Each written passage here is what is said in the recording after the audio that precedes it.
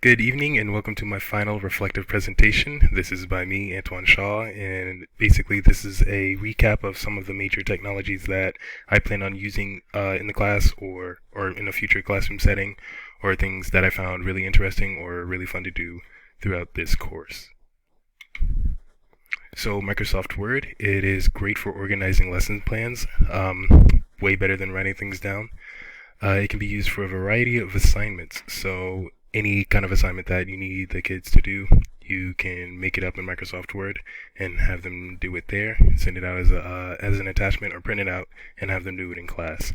And then there are many additional uses from resumes to brochures. So if you need to quickly make something for an event that's going on in your high school, you can do that. And earlier in the semester, I learned how to do a resume the proper way, and I plan on using Microsoft Word for additional uses. Microsoft PowerPoint, what I'm using now to present this final reflection, used for slideshow presentations. It offers dozens of design ideas to enhance the quality of presentations. It can be used efficiently for future lessons and organized by lesson date or order. It's also very customizable. So the background that I have now, it's kind of like a galaxy thing, almost like what I have in the corner back here if I can get my directions right. But yeah, I love the variety of designs that you can choose for your presentations to make it more engaging. And yeah, it's very useful.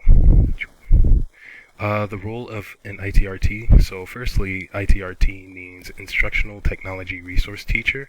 One thing that was drilled into our head while we were learning about this is that you want to be their friend. They can help you set up and integrate technology into lessons, and the tools that they can help you set up include Edpuzzle, Padlet, and Kahoot. Assessments with technology. Now there are two main types of assessments. There are formative and summative. Formative assessments are when the teacher uses pop quizzes, pre/post tests, worksheets, and worksheets to see how things are going on in the classroom. Summative assessments deal with the students being tested on the sum of their knowledge, so chapter tests, standardized tests like the SOL or projects. And then websites like Kahoot can be used to set up pop quizzes to see how the class is doing in certain areas so that the teacher can adjust the lesson. See, lessons on the modern classroom. It guides us on how a classroom in the 21st century should be set up.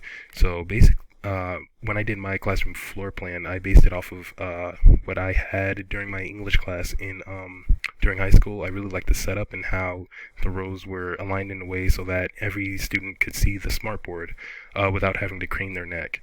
And so I had the map set up beside the smartboard, and I also had the whiteboard set up beside the smartboard too. It integrates technology into lessons and assessments. And then it highlights the usefulness of an ITRT for classroom use of technology. So when you're up there using that smartboard, you need to know what programs you're using, and so the ITRT can help you out with that too.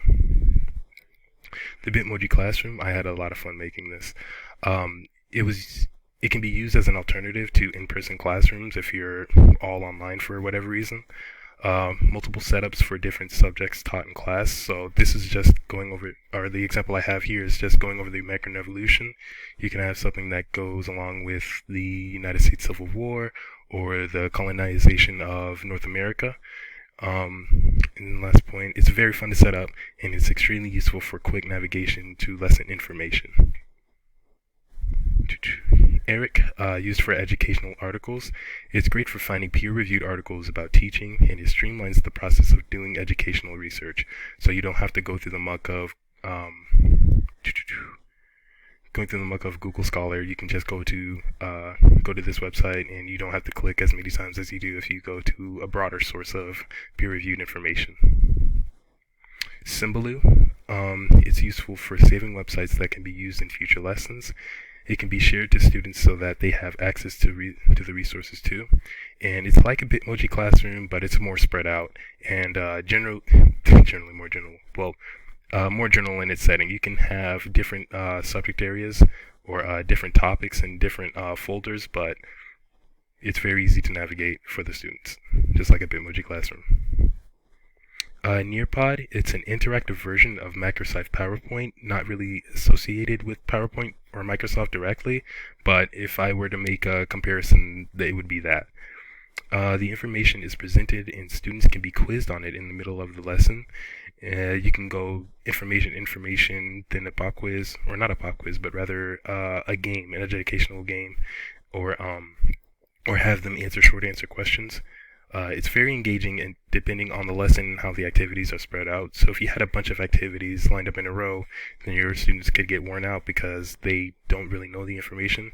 Or if you have too many slides and then an activity, they could be a little confused on all the information that they have to retain. So a good balance of the presentation and then the activity is needed when you're using Nearpod. Copyright and fair use. It educates teachers on how to use content found on the internet, and proper knowledge of copyright and fair use can prevent teachers from being fined or arrested. This is something that is very important for me because usually laws and stuff, they fly right over my head. So this will be an important thing for me to learn so I don't get arrested for a stupid mistake.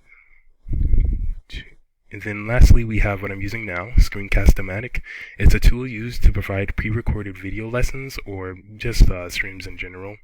It's more engaging than sending out a PowerPoint for students to read or look at. And then it provides elaboration on points that a slideshow by itself cannot provide. So if there's a certain point that you need to provide more context on, then you can do that immediately. And ScreencastOMatic is very easy to use. It doesn't take up a lot of space in your hard drive. You really just go to the website, set it up, or you go to your apps, and then you get it going. And that is it for my presentation. Thank you.